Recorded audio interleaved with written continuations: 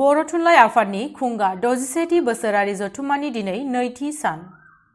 तामुलपुर जिल्लानि कसुबारि गोजोन फोथाराव खुंजानाय बर' थुनलाइ आफादनि 67थि बोसोरारि जथुम्मानि दिनै नैथि सानाव हाबाफारि बायदियै फुंनि समाव बर' थुनलाइ आफादनि फिरफिलाखौ बिरहोयो आफादगिरि थरेन बर'आ। जोङो मैयानिफ्रायनो जोङो मोनाबिलियाव जोङो थान्दै मेल खुंदोंमोन आरो बे मोनाबिलिनि थान्दै मेलाव जोङो हरनि 11 बाजियानो जादों। जों बिभिन्न गुबुन गुबुन आयदायाव सावरायनाय जादों आरो दिनै जोङो फिरफिला दैखांबाय आरो दिनै मुंख्लंफोरनि बिबार माला बावबाय, मुंख्लंफोरखौ जोङो गोसोखांबाय। बिनि उनावहाय जोंहा दा बान्था राननाय दङ। बेनिफ्राय जोंहा माखासे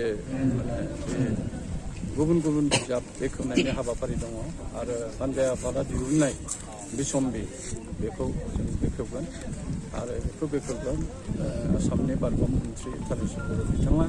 बिनि उनावहायनो जोङो मोनसे सेमिनार दं, सावरायमेल दं आरो बेयो हारिमायारि सोलोंथाइ खान्थिनि सायाव जों सावरायमेल लादों आरो बर'नि जारिमिन बेनि सायाव जोङो सावरायमेल लादों।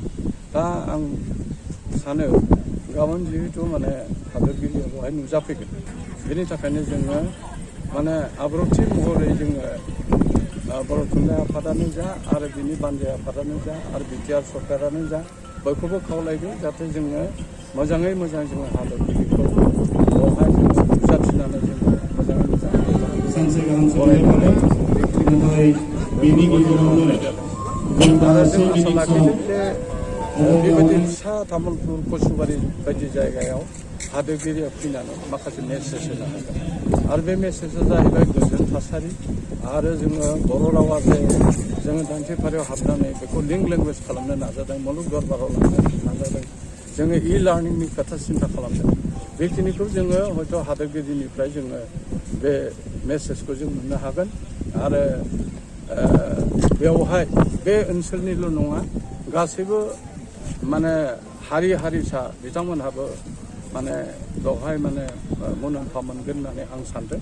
बेनिखायनो जोङो बे 67थि बर' थुनलाइ आफादनि बे जथुम्माखौ मोजाङै मोजां जाफुंसार होनो थाखाय जों बयखौबो खावलायदों आरो जोङो बर' थुनलाइ आफाद हिसाबै जोंनि राव थुनलाइ हारिमु नङा, गुबुन हारिसाफोरनि राव थुनलाइयाबो जौगाथों बेखौ जोङो सानो अराय आरो बयबो थांनानै थानांगौ।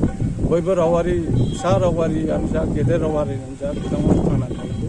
बेखिनिखौ जों आसा लाखिदों आरो बेवहाय बे ओनसोलाव बिभिन्न जाति गस्थि, बिभिन्न हारि हारिसा धोरोमनि मानसिफ्रा बिथांमोनहा बेवहाय बाहागो लानायनि जाहोनानो जाहैबाय जे भारतनि महामान्य राष्ट्रपति हादोरगिरिया बाव फैगोन आरो बे ओनसोलनि तामुलपुर ओनसोलनि कसुबारि ओनसोलनि बे रायजो राजा खाफाल गोनां होनजायो आरो बेखौ मोनसे जारिमिनारि सान हिसाबै जोङो साननानै लानांगोन।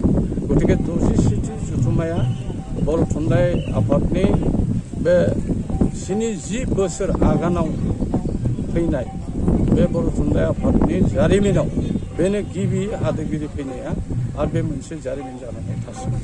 आदसा गिबियै बेवहाय मा मा आयदाखौ लानानै सावरायमेल खुंनाय जागोन? सावरायमेला जोङो हारिमायारि सोलोंथाइ खान्थिनि सायाव आरो बर'नि जारिमिना आबुं जारिमिन दाबो गैया।